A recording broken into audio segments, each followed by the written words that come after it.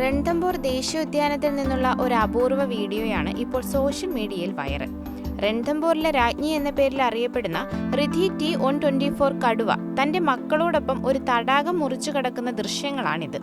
ഈ അവിസ്മരണീയമായ കാഴ്ച തന്റെ ക്യാമറയിൽ പകർത്തിയത് ഫോട്ടോഗ്രാഫറായ സന്ദീപാണ്.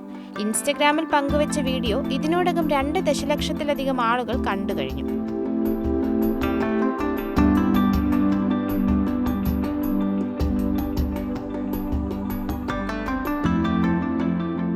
കടുവകളുടെ ലോകത്ത് ഇതിഹാസമായ കടുവ മച്ചാലിയുടെ 5ാം തലമുറയാണ് റിദ്ധി.